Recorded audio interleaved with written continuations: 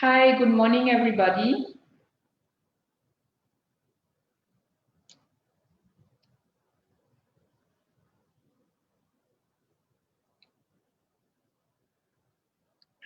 Hi, morning. Can everybody hear me? We're going live today. If you can hear me, please leave a comment just to confirm.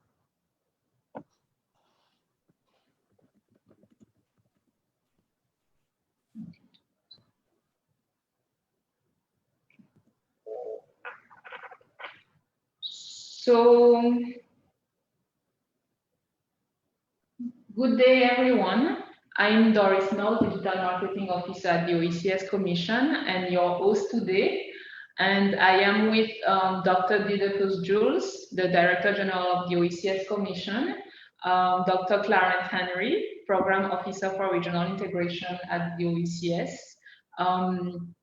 Mr. Robert Natiello, yes, he's online, from the International Organization for Migration Caribbean, the coordinator and chief of mission in Guyana, and also from IOM, Ms. Estela Aragon, research officer, and Ms. Michela Machiavello, regional thematic specialist on labor and human development, and Dr. Natasha Motley, lecturer and research specialist at the Institute of Gender and Development Studies of the University of the West Indies from Kingston, Jamaica.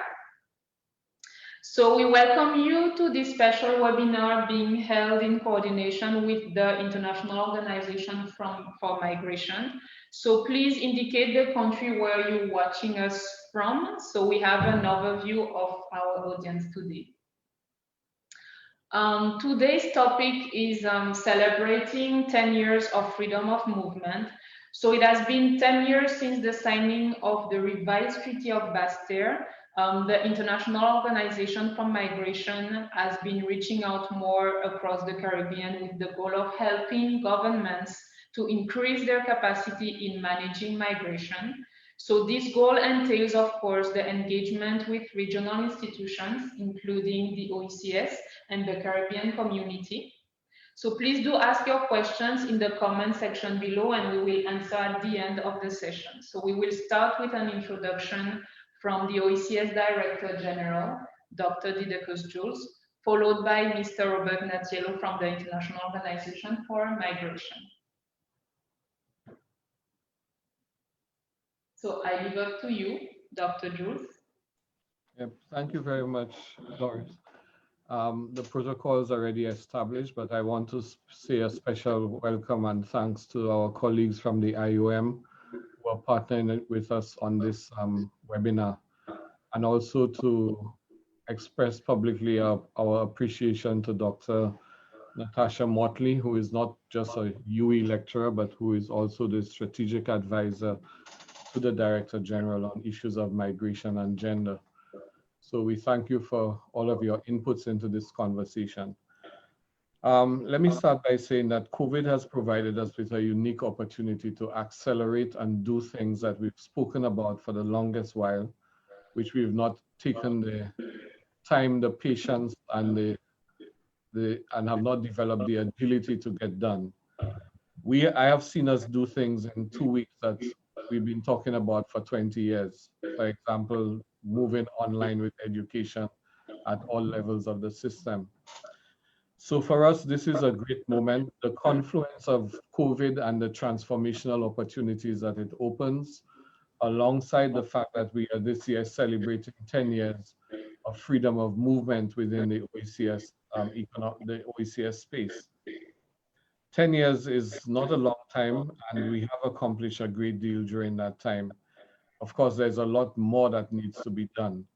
And the key thing here is that events such as what is being hosted today is a very important step in bringing several voices to the table, partnerships, joining hands in partnership around the objective of consolidating those gains and looking at what the future portends and what it requires.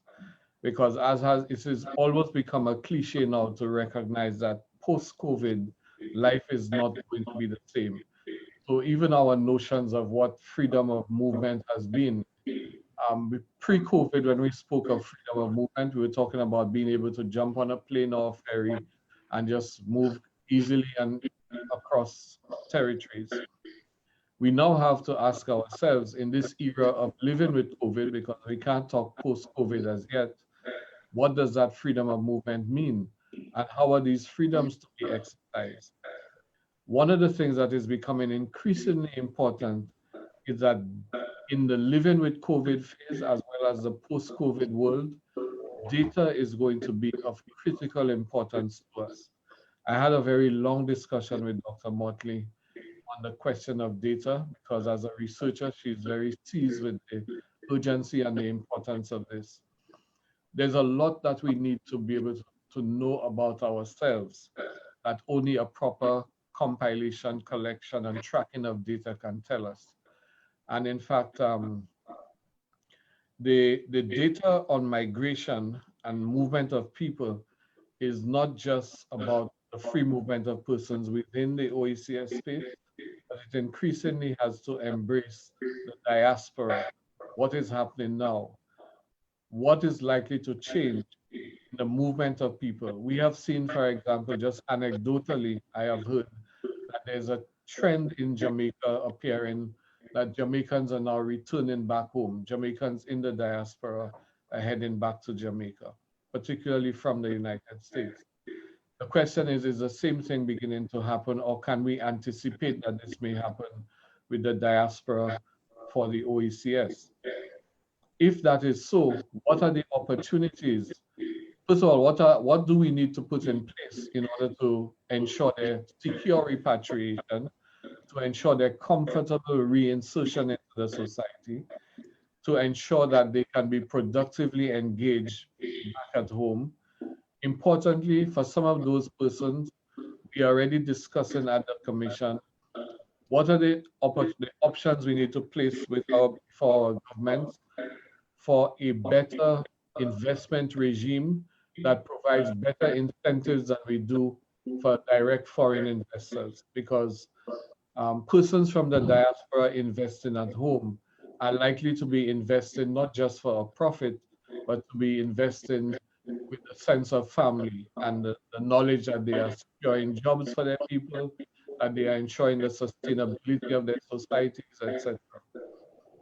So there's a lot of work that needs to happen on that front, and I'm hoping that this conversation will help to move us in that direction, where we're coming out of the dialogue and the debate will be a number of ideas that can be shaped into a program, primarily a program of research, which I'm hoping that Dr. Motley would play a lead role in, so that we can, and I just heard from the earlier discussion that apparently the IOM does have some software that allows for tracking of information. This is going to be vital for us to compile and to keep on top of the statistics. So we thank all of you for your input into today's activity, and we certainly look forward to the ideas that have come out of it and how these ideas can be shaped to a very robust and agile program that can be jointly implemented between the IOM and ourselves. Thank you very much, colleagues, and look forward to the discussions. So thanks for your introduction, Dr. Jules. So now, Mr. Robert Natiello, we would like to hear from you.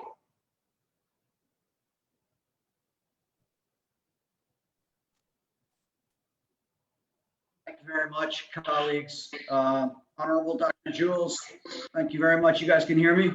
Yes, very well.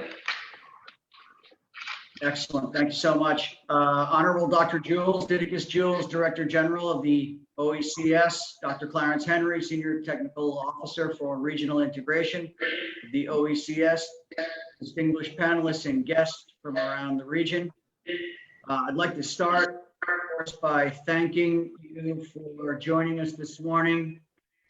I'd like to thank Dr. Jules and the OECS for this opportunity to engage in this activity to celebrate 10 years since the signing of the revised Treaty of Basseterre which really set the groundwork for the free movement of people within the Eastern Caribbean. For over 70 years, and with a presence in 160 countries, IOM has been helping migrants in various stages of their migration process to move around the world in a safe and regular and orderly manner, while helping countries also to protect human rights of those migrants, to maximize the benefits of migration, and to minimize the negative aspects of migration. Migration generally is a cross-cutting issue that touches on almost all levels of migration and reaches of government. And this is why IOM believes that migration must be managed using a whole of government approach, and that the benefits of migration are maximized when they are conducted in that safe, orderly, and responsible manner. Our previous Director General, he used to put it very succinctly, and I used to like what he used to say. He would say that migration is not a problem to be solved, it's a reality to be managed. And migration has always been part of the human experience, and it will continue to be so in the future. I appreciate Dr. Jules' remarks on sort of what migration will look like in the COVID-19, the post-COVID-19 world. I think this is something that we're all trying to understand and get our heads around it. And I hope that this conversation can sort of contribute to that process of understanding. Dr. Jules, your remarks were quite timely in that sense, and I do appreciate those. You know, IOM as really the leading international organization for migration, we act with our partners in the international community, including our member states, other UN organizations, and we act in four main areas, I would say. We act to assist in meeting the growing operational challenges of migration management. And Dr. Jules just touched on what some of those operational challenges will look like in our future. We also work to advance understanding on migration management, migration issues. We work to encourage social and economic development through migration. And of course, we also work to uphold the human dignity and the well-being of migrants. IOM, we've worked, we work to support countries in a variety of ways, including in areas of border management, counter-trafficking in persons, policy development, emergency preparedness and response, diaspora engagement. The latter two, of course, which are really key issues, I think, for the Caribbean region. Dr. Jules mentioned how we work with our diaspora. Our diaspora is starting to return due to the complications in the countries of destination. In response to Hurricane Maria in 2017, IOM set up an office, a mission in Dominica, where we remain today. We continue to work with the government of Dominica to build the capacity of government and local communities in preparation for and responding to disasters. In St. Vincent and the Grenadines, IOM undertook with the government a diaspora mapping exercise. We're doing a similar project right now in Grenada, of course, in coordination with the government of Grenada and with the diaspora of Grenadians abroad.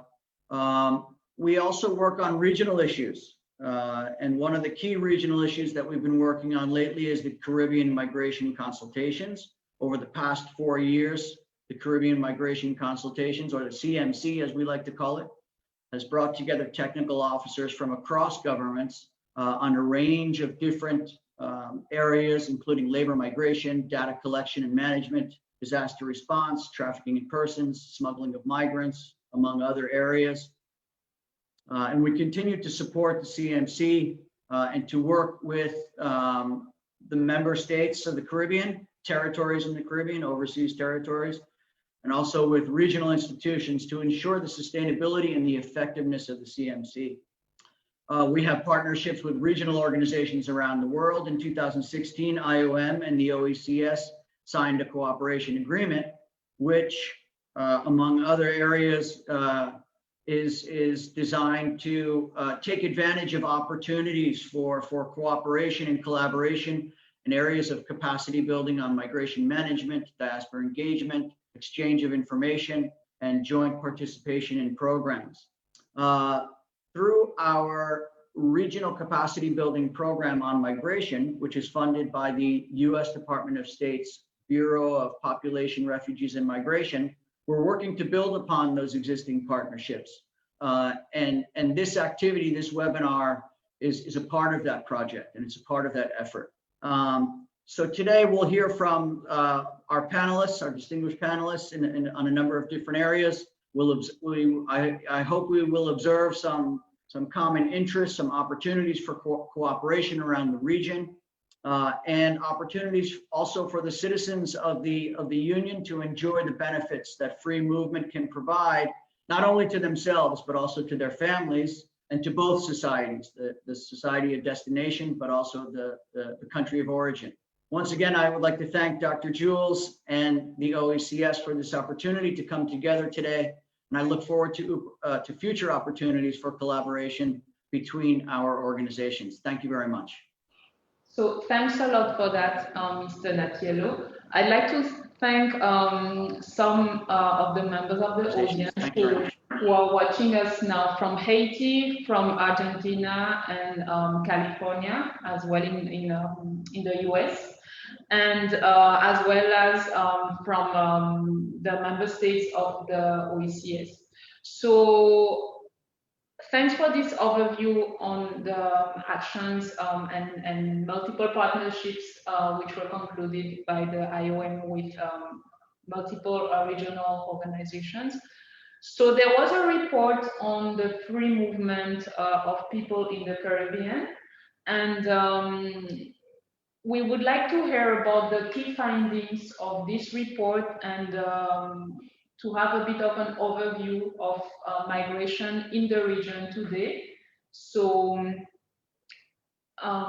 Ms. Aragon, if you'd like to tell us a bit more about that. Absolutely, thank you. The free movement in the Caribbean report, it's a report that we developed last year in 2019. And the main objective of this study was to generate a better understanding on how free movement works in the Caribbean region.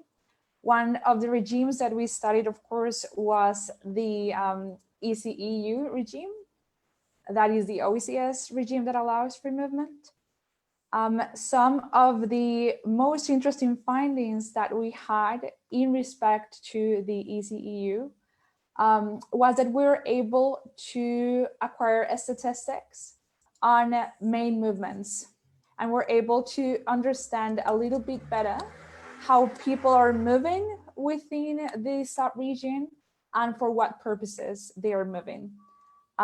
It is important to mention at this point, I guess, one of the main challenges that we came across, and it's something that has been mentioned by both Dr. Jules and Robert Natelio, and is the lack of data that exists in the region. And that is actually one of the main things that as researchers, of course, we believe has to be tackled. So considering the lack of information that we had to work with, we're able to generate information on 4 countries that belong to the OECS. This means that one of the results of the study was, of course, a regional report that shows overall movements within the regimes, but we were also able to draft sort of profile or country profiles. We're able to develop profiles on 4 island states that belong to the OECS. This is Antigua and Barbuda, Dominica, Grenada, and St. Lucia, that in a graphic manner show how free movement works or happens for each of these island states. Some of the very interesting findings that we got is that the main sending country right now within the OECS is St. Vincent and the Grenadines. And what we could call the main receiving country would be Antigua and Barbuda. Some also very interesting findings, but more kind of in the qualitative spectrum, is in regards to the key successes of the regime. In this respect, we're able to see that the OECS regime, or the regime within the Eastern Caribbean Economic Union, allows actually for full free movement. This means that OECS citizens are actually being able to move to other island states that are protocol member states for work purposes, or to actually live in another island state in the same conditions as nationals. So we're able to see that in practice, this is actually happening. And is one of the, of course, main successes of the regime. As well, we were able to see that there has been important efforts made towards ensuring the portability of social benefits.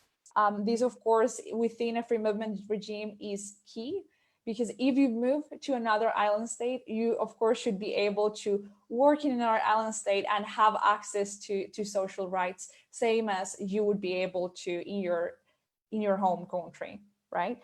So in this regard, the OECS has developed the Convention on Social Security that allows the portability of long-term social benefits. Also, something that was mentioned by several of the key informants of our study was that one of the main reasons why the regime has been successful is because there is a sense within this region of unity, and there's a lot of regional institutions or institutions that actually are part of the OECS that have helped build that sense of unity within the regime. That has been crucial also to promote the implementation of the provisions within the revised Treaty of Basel. And lastly, in practice, the regime has shown to be extremely useful for facilitating movement in times of crisis. So, for example, some of the findings that we got was that during Hurricane Maria of 2017, the regime allowed the movement of a lot of people to actually being able to flee some of the islands that were being affected, in this case, Dominica. And without having the provisions that allow such an easy movement, it would have been really difficult for citizens to actually flee during the time of the hurricane. I guess those are some of the findings that I wanted to highlight in the few minutes that I got to speak. As a conclusion, I think that I would like to echo a little bit what Dr. Jules mentioned, and is that after COVID-19, free movement is gonna look different.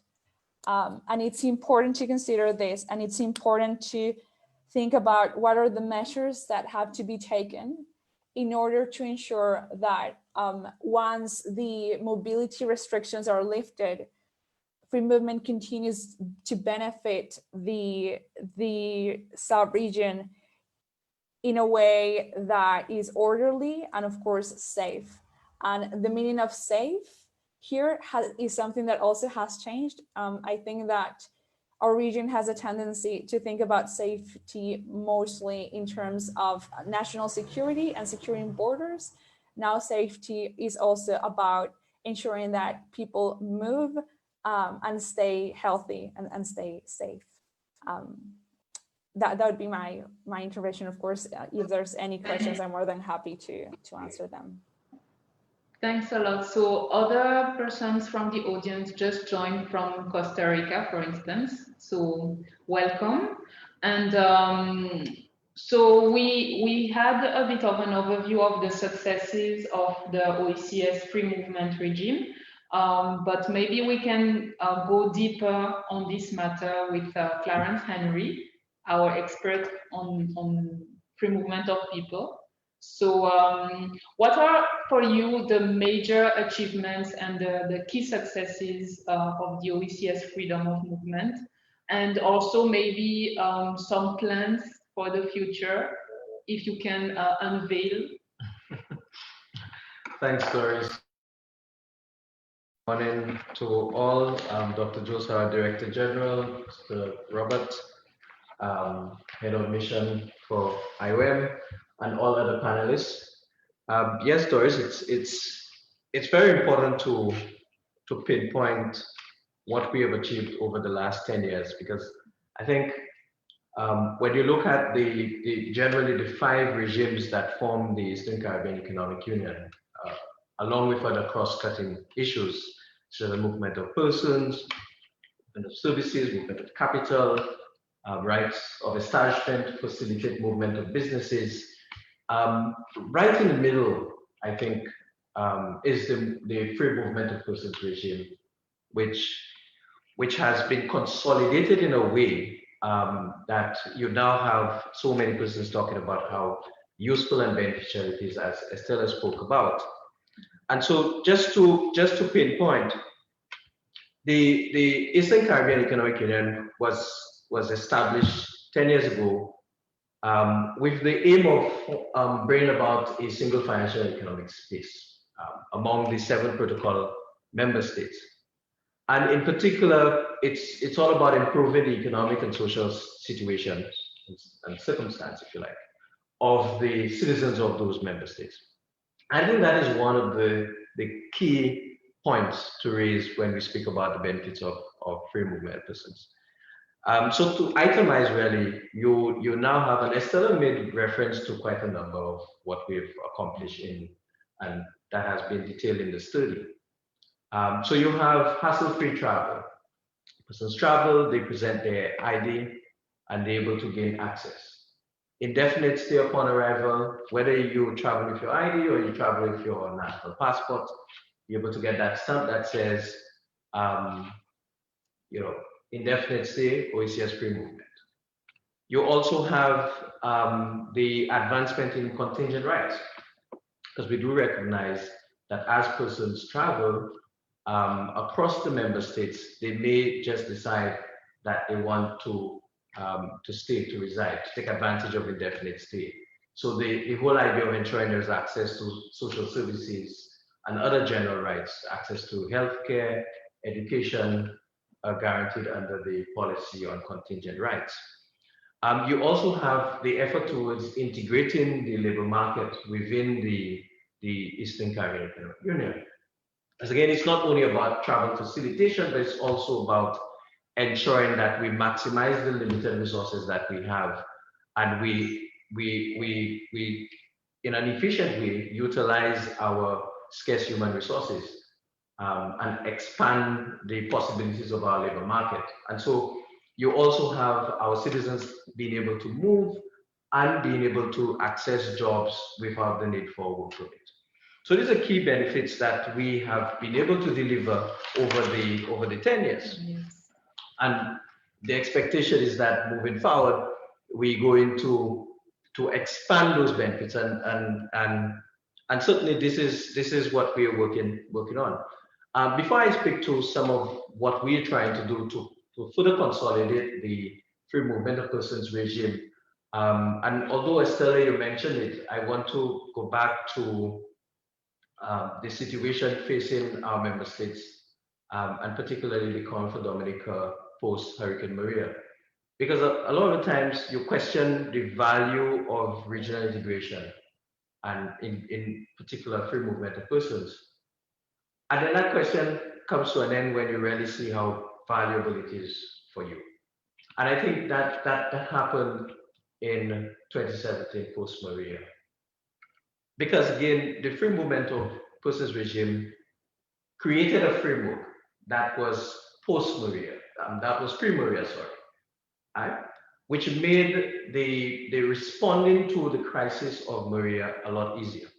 So you have the ability to move quickly to another member state, and knowing that once you arrive, you are entitled to indefinite stay, as I spoke about, and you have that access to social services. But you also have that access to employment, because again, with the devastating effects of the hurricane on Dominica and the potentiality of persons having to stay for a much longer period than perhaps they had intended, you would need to access jobs. And the regime allowed for that. It also allowed for other citizens of OECS member states that were not affected by the hurricane to move across and also be able to very much legally begin to work on the rebuilding phase for strengthening the resilience of Dominica as Dominica sought to rebuild back stronger. So I think that needs to be pointed out, and Estella, I was happy to hear you made reference to that. So how do we consolidate the benefits of free movement? I think this is critical. I think there are two key aspects here that I want to expand on. The whole idea of advancing an integrated labor market being one, and then the idea of continuously working towards operationalizing a single domestic space within the Eastern Caribbean Economic Union. So in terms of the integrated labor market, one of the key current efforts from our end is that of ensuring social security portability is there. So yes, there is long-term social security portability of the benefits. What we still do not have is the portability of short-term benefits. And we have a framework for this already. And in terms of addressing some of the legal requirements for allowing for those short-term portability benefits to be had. So that is something that we continue to work on. The directors of Social Security have certainly approved it, and we're now moving to address the legal issues as it pertains to legislative reform to deal with that. You also have, again, you're talking about an integrated labor market. Strengthening the integrated labor market within the Eastern Caribbean Economic Union is critical. And so one of the things that we're looking to do is to strengthen the policy and legislative environment for the labor market within the Eastern Caribbean Economic Union, so that we ensure that we reduce any inefficiencies within that market and be able to expand the possibilities in the market so that persons with various skills can benefit as they move across. So that means reducing the lack of information as it pertains to where available jobs are within the economic union would be critical, but also ensuring that we have a basic set of benefits that all citizens across the economic union would gain from. So I think that in itself is important as it pertains to the integrated labor market, as it pertains to the single domestic space, and that's pretty much a very central thing for us at the moment, because the responding to COVID-19, operationalizing single domestic space and improving aspects within that space would be critical in ensuring effective response to COVID-19. And so one of the things that we continue to push forward with is the whole harmonization of our border systems, because again, one must appreciate that with the economic union, one member state's border is in fact all other member states' border, and it means having similar procedures, having similar systems become critical. One of the things we're now pushing forward with is the online ED form, because we recognize that it is perhaps one of the most efficient ways to share passenger information, but also to ensure that passengers and our member states are able to implement effectively social distancing protocols in the COVID environment. So that's a critical thing. We also recognize that the tourism sector still remains a critical economic activity for us, and we want to ensure that the whole idea of a multi-destination approach to tourism continues. It means, therefore, we see the value of advancing an OECS common visa regime. So it's one of the issues that we recognize to be important. We also recognize that, again, within the COVID environment, that the whole process of digital identity would be critical. And so currently we are working on what we refer to as the OECS ID. So not just the OECS ID will identify you as an OECS citizen or an OECS member state, but also I think it would support the governments with their work towards advancing digital platforms to improve the provision of public services in the COVID environment as it currently stands. So I think these are critical projects at this point in time that we think would be critical in moving the economic union and particularly the free movement of persons regime. In closing, Doris, I want to just point out something here. I think ultimately what we want to aim at with the free movement of persons regime is a situation where you have actually zero challenges, if you like, within the economic union as it pertains to the movement of our citizens and as it pertains to our citizens being able to access social services as they move from one protocol member state to the next. We also want to ensure that our visitors are able to enter one member state and be able to process and be cleared by that member state, and then be able to move across all the other member states without any serious restrictions to their movement, and to ensure that all levels of threat are certainly reduced in doing so. I think it is important to point out the importance of certain public goods to advancing the regime at this point in time. One key area would be ensuring that we have an efficient regional transportation system connecting our member states. But also, and Dr. Jules in his note would have been reference to it, and I'm pretty sure that Dr. Motley will expand on it, the whole issue of ensuring that we strengthen data collection as well as improve areas of research to better guide the sort of public policy decisions that we need to make to strengthen our economic union and our free movement of persons in particular. So Doris, that's just my few words for now. So thanks a lot, Clarence, for this intervention. I'd like to encourage as well all the persons who are watching us today to leave a questions or a comment in the comment section, because the aim of the webinar is also to interact with our experts. So that's a unique opportunity for you today. So don't hesitate and ask questions. We're here for that today. So we're moving on to Ms. Machiavello. So how could we, after we highlighted the successes and maybe some of the challenges as well of migration and freedom of movement within the OECS space, so how could we maximize these benefits, and what could we do to actually reduce the negative effects of migration? Thank you very much. I hope that you can hear me well. Yes, we can hear you very well. Thank you. Good morning, everyone. Honorable Dr. Jules, it is a pleasure to meet you. Dr. Clarence Henry, Dr. Natasha Motley, Doris, colleagues, and dear participants. I am going to speak briefly about the links between migration and development, which I think are very much coming through and quite evident thanks to the OECS free movement regime.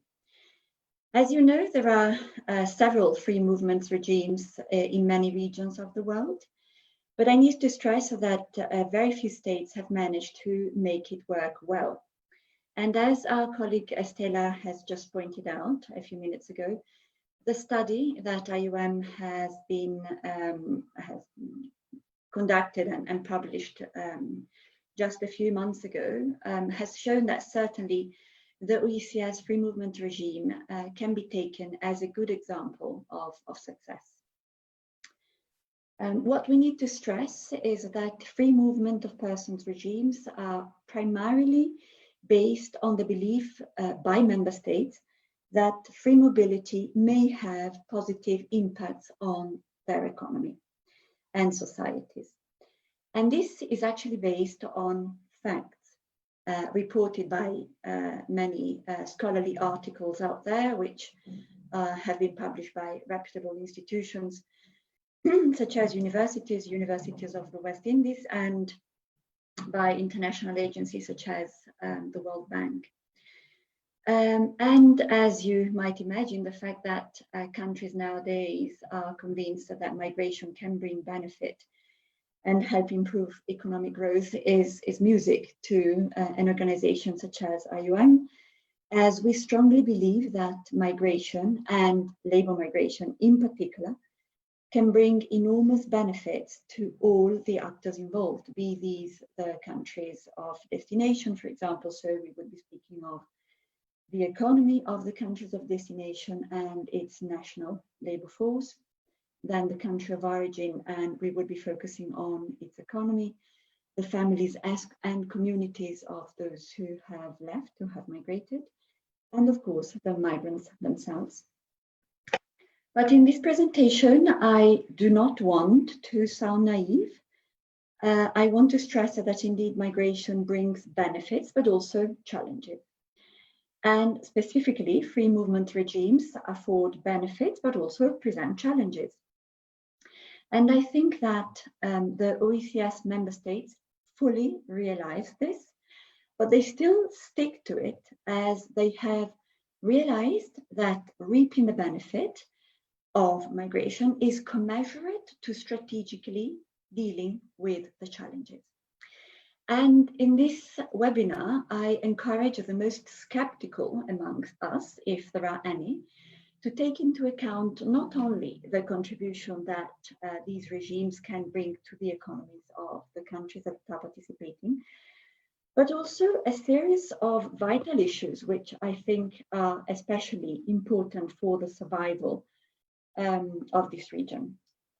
Now, let me point them out in order of not necessarily of importance, but as just key elements that should be added.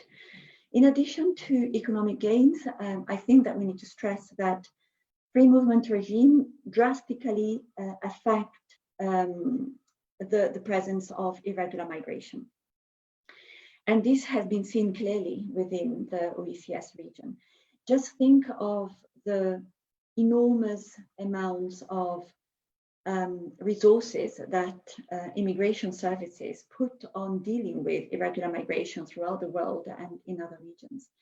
This is something that really can be tackled by free movement regimes. So not just the resources that go into it, but the amount of work, the bureaucracy that can be spared.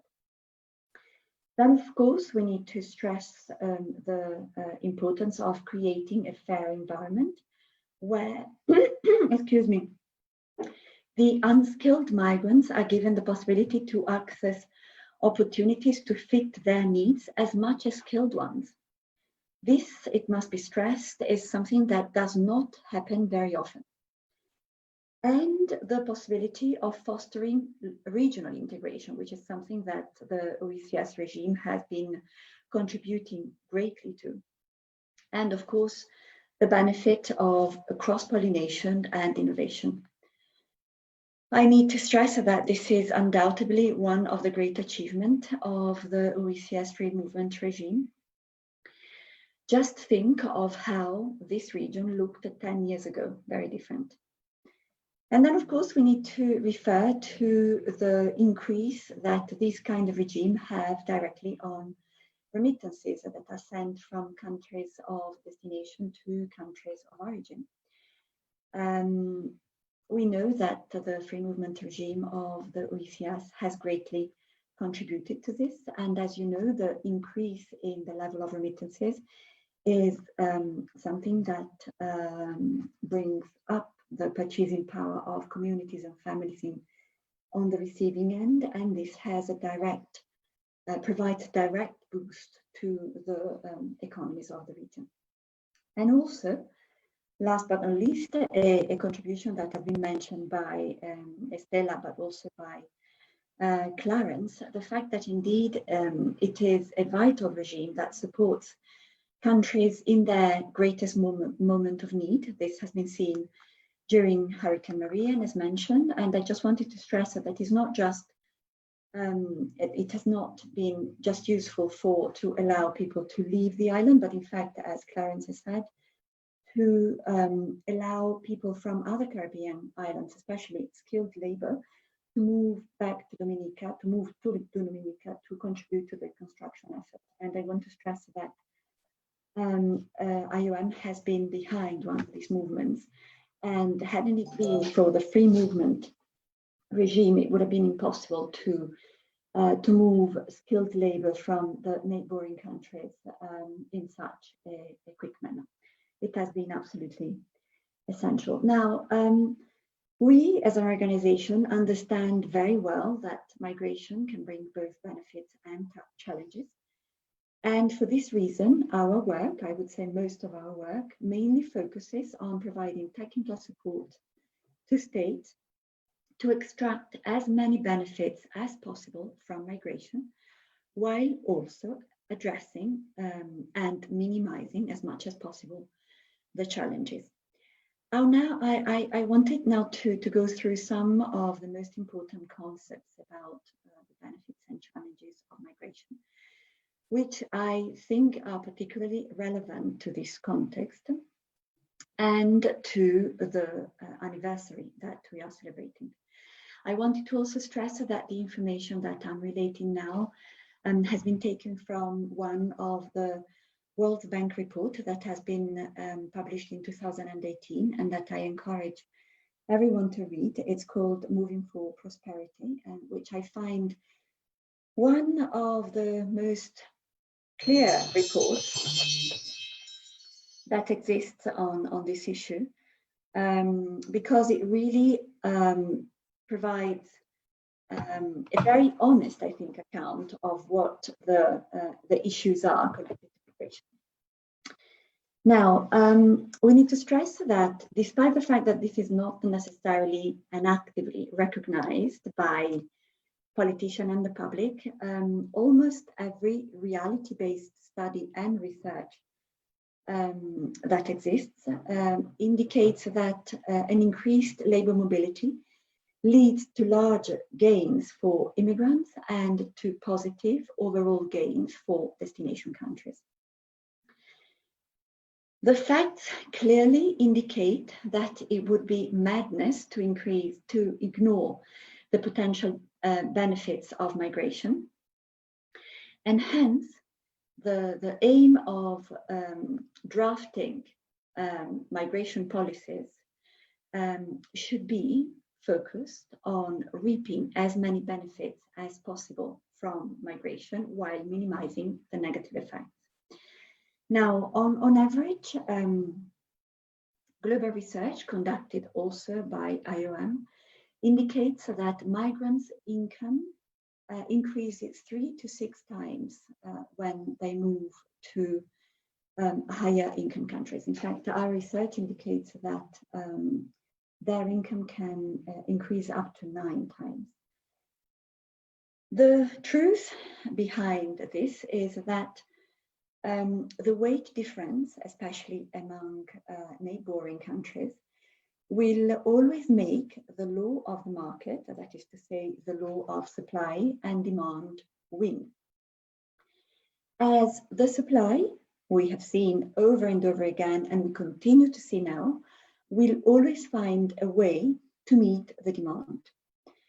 And I think that this can be clearly seen with an example of one of the largest countries in this region. Although legal immigration means are blocked, undocumented migrants still manage to pour in to meet the demand. What is this telling us? That restrictive immigration policies have shown over and over again to be not effective as they want it to be.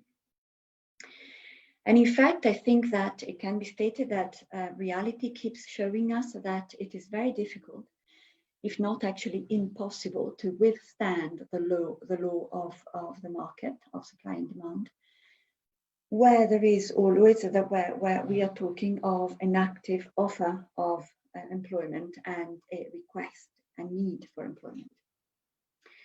And so I want to stress that free movement regimes have understood this concept very well, and that they are in fact facilitating movement to extract the benefit rather than the opposite.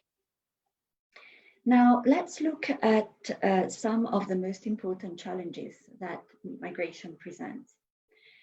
Migrants tend to often cluster in specific sectors of production in the economy of the country of destination, especially when they are semi or unskilled. And this inevitably creates displacement of the local labor force, especially the unskilled ones, the lesser educated ones that are already often struggling in the local labor market, especially in the informal sector. This specific group finds itself in the very unpleasant situation of having to compete with foreign labor force in their own market, in their own labor market, in their own economy. This is certainly not a fun situation. On the opposite, this is a very serious situation. However, we know that this is a classic effect of migration that many countries have experienced in the past and that they continue to experience. So what does this tell us in terms of policy recommendations? I think that it tells us quite clearly that migration policies must focus their attention on that section of the national labor force that is most likely going to be affected by migration, especially in a negative way, especially the unskilled and uneducated one. And I would say there are various ways to do this, and this is our job. IOM provides technical support to states to address these challenges in the short to medium to long term.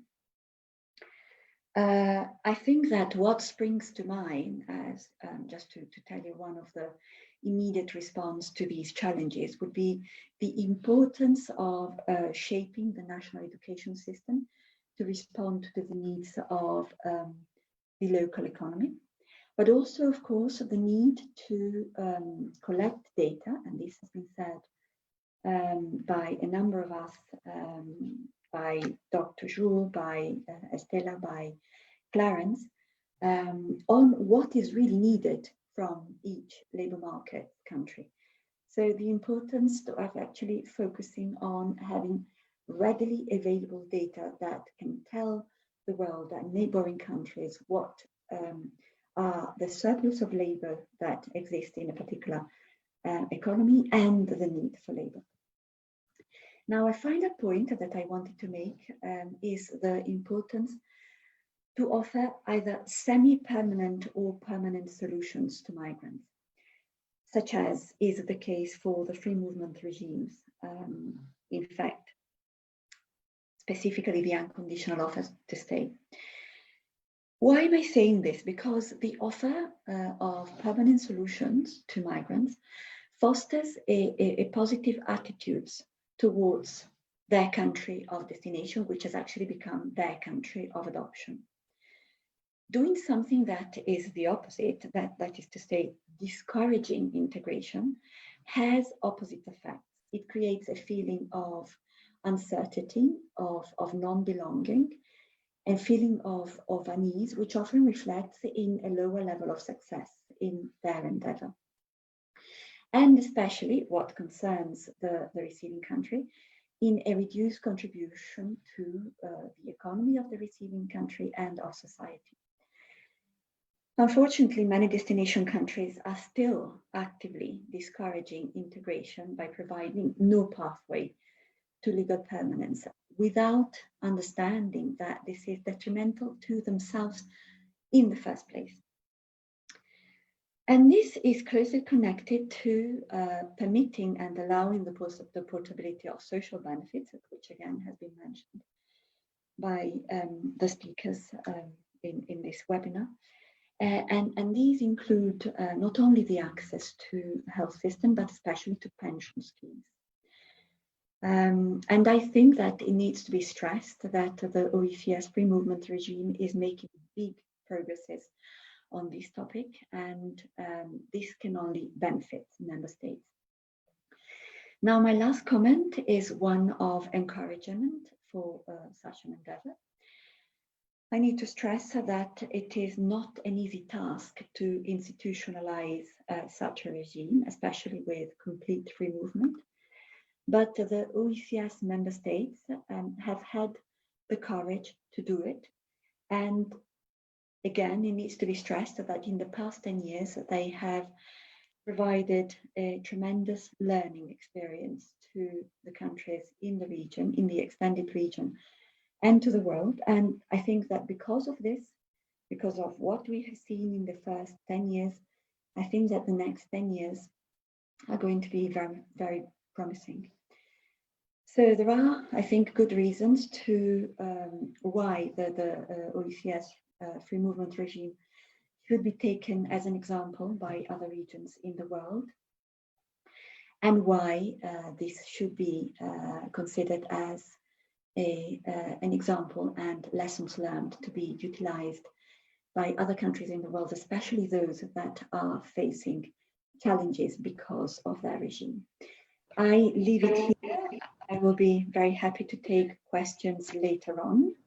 Yes. Thank you very much. Yes, thanks a lot. We will come back on that. So we have a question from Dexter, who is watching us from Grenada. I think that will be more for Clarence. Does this apply to the French member states of the OECS, or the regulations that we discussed today, and why? Well, the free movement of persons regime and the associated benefits are in fact,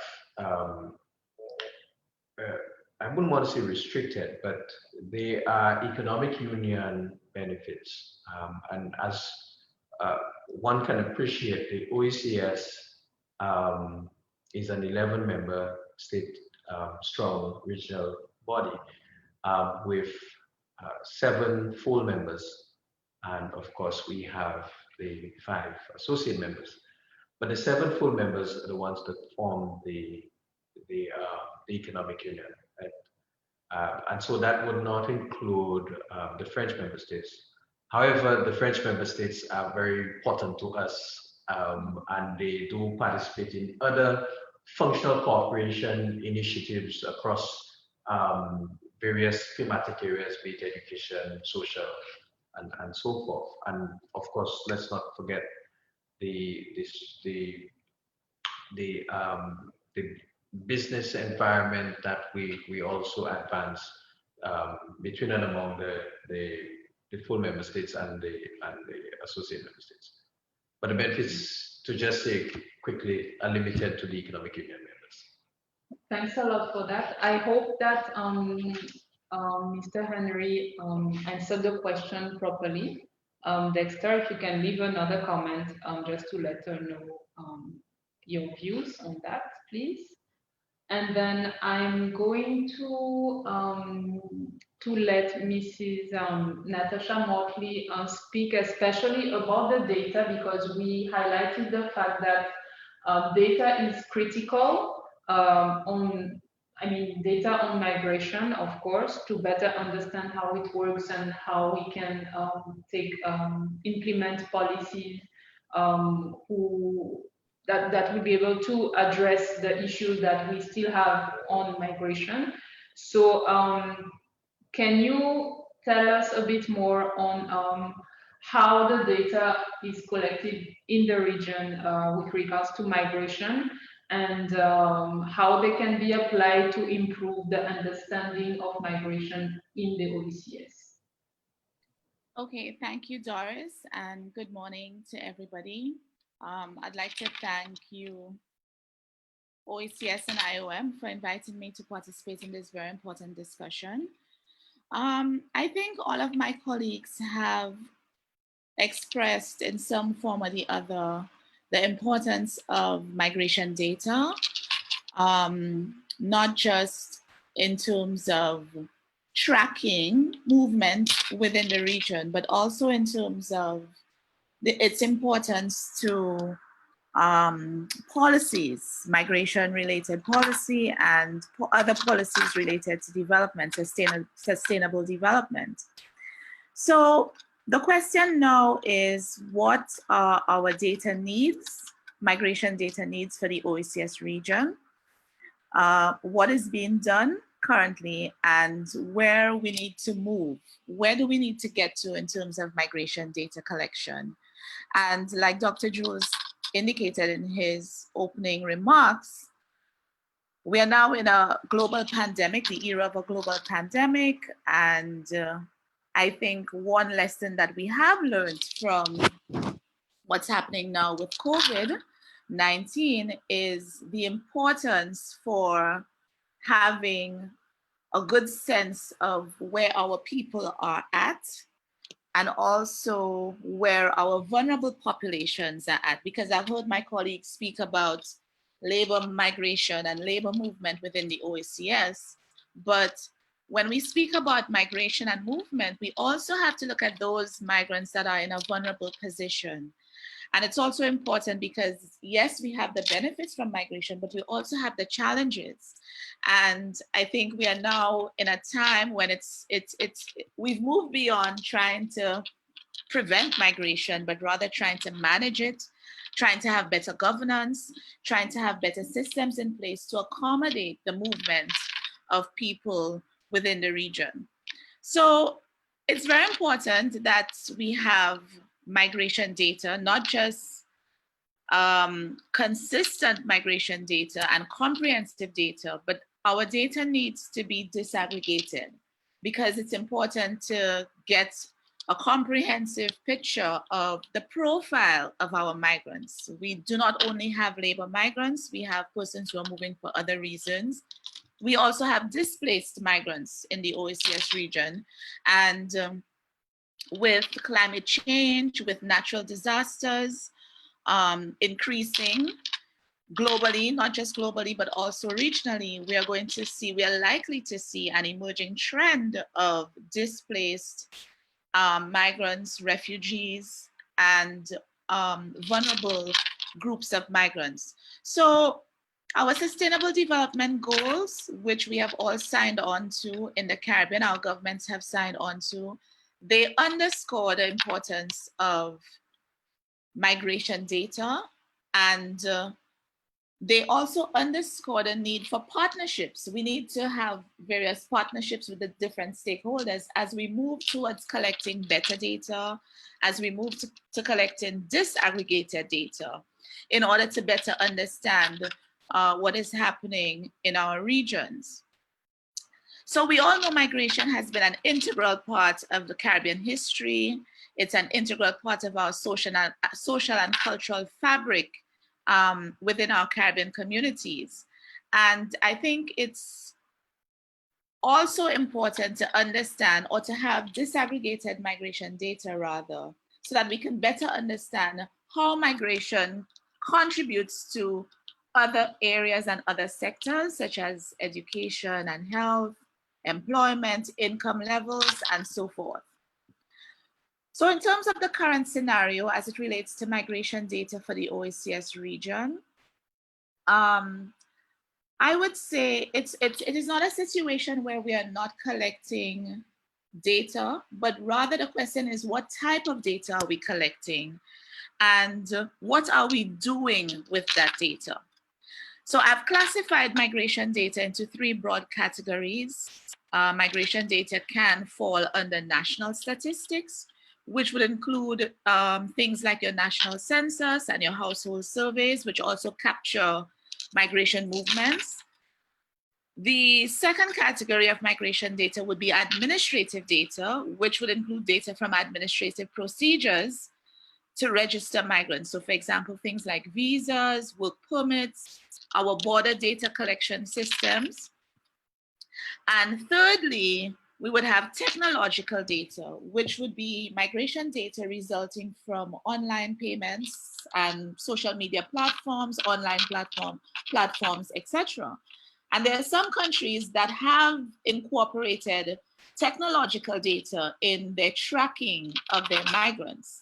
And we need to start thinking in that direction as well. We have to start thinking about more creative and innovative ways to capture our migrants and our different types of migrants.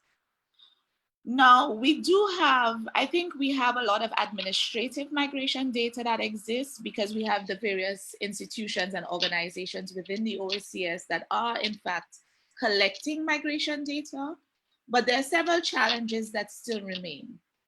One main challenge is the standardization of that data. So while various organizations are collecting data, the question is, are we collecting data in a standardized form? Standardization is very important if we are going to be able to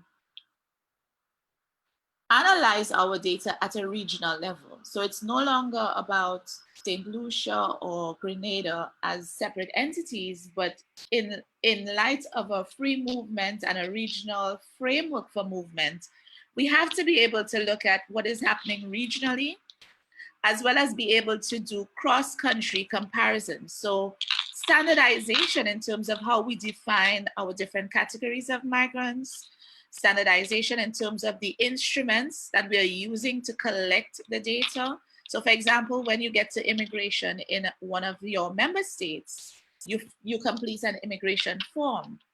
Is that form, immigration form, which is used to collect administrative data, is that form standardized across the OECS in a way and in a manner to allow us to be able to do cross-country comparisons?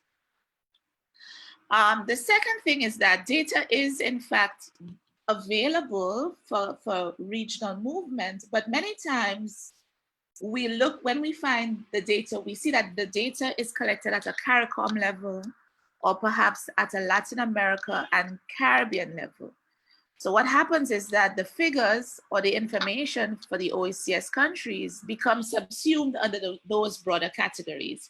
Many times when you try to find data from various international data portals, it gives you aggregate figures for CARICOM or aggregate figures for Latin America and the Caribbean, and the OECS is oftentimes missing in those databases. Furthermore, our data we need to have data that is disaggregated. We often talk about sex disaggregated data, and that is also very important because we need to have a profile of our migrants. And sex disaggregated data does not only mean separating our data according to male and female migrants, but also looking at other key variables. For example, the age, group of your migrants, the socioeconomic status, and in the OECS free labor movement, occupational categories of our migrants, which categories of workers are moving, which would tell us a lot in terms of our labor markets and where our skills are moving to. And then, of course, our data needs, in order to have that data, in order to have that good, comprehensive, standardized, and disaggregated data, we also need to have the institutional capacity for collecting the data, for processing the data, and also for data sharing. I think in terms of, and I'm going to use two developmental issues as examples in explaining why this data is important. First of all, the global pandemic, COVID-19, it's real, it's current, and we're seeing a lot of things changing. And we're also seeing the need from our Caribbean governments for information. There's a need for information so that they can be responsive to what is happening. And also climate change, which is also very real and current for the OECS region. We have been confronted with increasing hurricanes, flooding. We've had the situation of the volcanic eruptions in Montserrat, for example, which have resulted in our people moving and being displaced and having to find other neighboring OECS countries to move to. So migration data is very important because it would feed into our policies as it relates to migration management and governance. It's also important so that we can understand better what inclusive development would look like, because migration also feeds into other development sectors. So we need to identify migration policy indicators. And so we need to collect the data that will allow us to have a very clear conceptualization of what our migration policies need to look like, and by extension, to assess how we are doing on the development scale. If we were to take the example of remittances and what's happening now with COVID-19, I think we tend to focus a lot our attention on remittances that come from the global north. So we look at remittances from the US, we look at remittances from Canada, which are major destinations for our Caribbean people. But I think with COVID-19, what we saw happening is that, for example, in the US, we saw 10 million people losing jobs in the matter of a month or 2 months. And it raises the question of what would have happened if this had continued. If the American economy shuts down and more persons are losing their jobs, our Caribbean diaspora being included in those persons losing jobs and being unemployed, what would have happened for us in terms of migration to those destinations, and also remittances coming from those destinations? So basically, we have to shift our focus. We have to look not only at what's happening in terms of migration out of the region and migration flows in terms of remittances in and out of the region, but also what's happening intra-regionally. What are our migration movements intra-regionally, and by extension, what are the remittances that we're getting from our persons who are moving within the region? We need to be able to track those remittances. We need to be able to tell what is the purpose for remittances. Why are people sending remittances? Are they doing it for altruistic reasons? Are they doing it for savings? Is it in terms of payment of debts? We have Caribbean research that has shown that remittances, 72% of remittances are actually being used by households to cover their daily costs, daily expenses. And then you have some between 6 and 7% of remittances that go towards things like education and maybe acquisition of housing.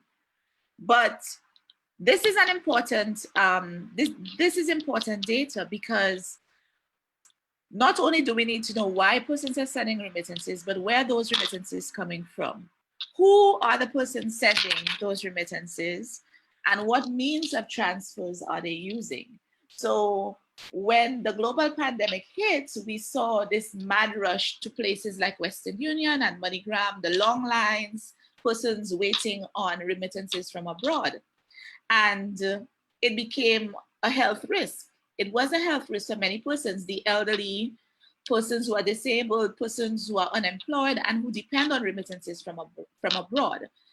I think with good data that tells us where our remittances are coming from and what means of transfers are being used, would allow us to put systems in place to deal with situations like this. So is it a case where our remittances are coming through Western Union and MoneyGram outlets, and persons have to be taking lines to go in person to collect these remittances? And what can we do in a short-term period in terms of a policy, in terms of what can government do to in response to a global pandemic, and having better data, better information, so that we can put systems in place to deal with things of this nature. I think another thing that we're seeing with climate change and natural disasters is an emerging trend of our persons within the OECS region who are displaced migrants and even refugees. It's something we traditionally, migration in the Caribbean was not really seen as, oh, we have refugees, but rather we were persons coming in or moving intra-regionally, but rather we were moving outward beyond the region. But this is an emerging trend. It's our reality, and we have to make allowances for that, and we have to start putting policies in place to deal with that. So for example, we have In 2019, we had about 40,000 Venezuelans who were moving to Trinidad. And although Trinidad is not part of the OECS, the reality is those Venezuelans are or could possibly be moving into the OECS region as well.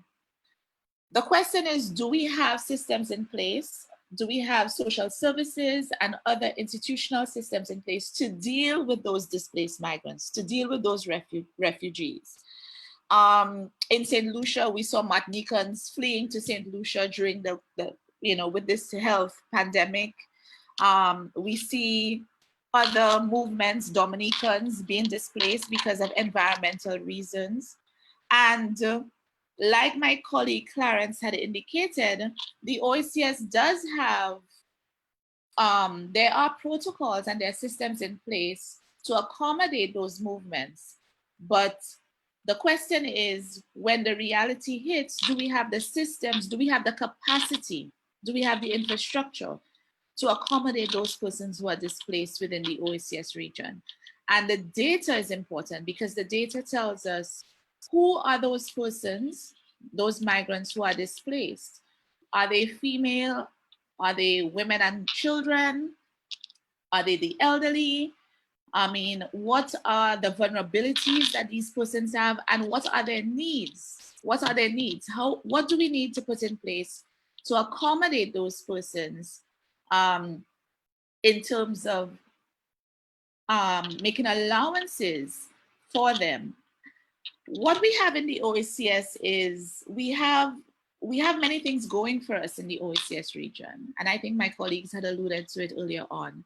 We have a sense of unity in the OECS. We have a closeness. We have a greater sense of belonging. We already have a framework for movement, and there are many benefits that have we've seen. We have common institutions. So we have a very good environment to allow us to collect standardized data, to allow us to collect comprehensive data. But the question is, how do we get there? How do we get there? I think one of the things that needs to happen, I think we all know the importance of data, migration data, to policy making and to better managing migration. But I still think there are certain things that are posing challenges for us that we need to address. One of those things is the mindset. We have a mindset in the Caribbean of hoarding data and hoarding information. And the institutions may have the data, but for some reason, the data is not being shared with other institutions, with other stakeholders, including not just policymakers, but also data has to be shared with your migration scholars. Data needs to be shared with researchers. Data needs to be shared with practitioners, because we are all stakeholders, we are all partners in this, in this dynamic of migration management. So the data has to be shared, and we have to move our mindset from, oh, my organization has this data and I control this data, and it's a secret. It's the data needs to be shared. It needs to be more accessible. It needs to be readily accessible, because we need data that is in real time, because if we are to make decisions and respond to pandemics and respond to natural disasters, we need the data to be accessible in real time. I think another challenge that we have is, of course, the institutional capacity. So it's all well and good to say, yes, we need to process the data, we need to share the data, but do the institutions have the capacity in terms of persons and technology and resources to process the data and to share the data in real time? So I think a lot of it is available in terms of administrative data is available, but it's available in its raw form. And we now have to move in terms of processing and sharing that data, right? We have to bridge the gap. I'm sorry, I'm hearing. Yes, so thanks a lot for that. I don't know if you wanted to add something else. because we're coming to the end of the webinar. Okay, so I will just end by saying, I just want to end by saying that we do have benefits within the OECS, which provides great opportunities for us to do better in terms of data collection and data management. We also have some best practices at the IOM. The IOM has the Labor Market Information System, which is an excellent tool for collecting, tracking, and managing labor migration flows. And I think in addition to changing our mindset, having institutional capacity, we also need to adopt those technologies and those tools which will allow us to better manage and to better manipulate our data, our migration data at this time. So I will stop here, and I will be open to any questions from our viewers today. So thank you. So thanks a lot. For now, we don't have any additional questions. So I'd like to thank the speakers for their availability today, for providing their expertise on these issues. And also, I'd like to thank the participants who were watching us from around the world and from Costa Rica, Trinidad, Barbados, Martinique, and the US, and so on. So the webinar for everybody, for all of us who missed it, maybe will be available to read in replay on the Facebook page and also on the OECS YouTube channel. So I invite those who have probably missed the beginning to join the conversation, as we will, it's just a start, but we will increase the collaboration in between the OECS and IOM, of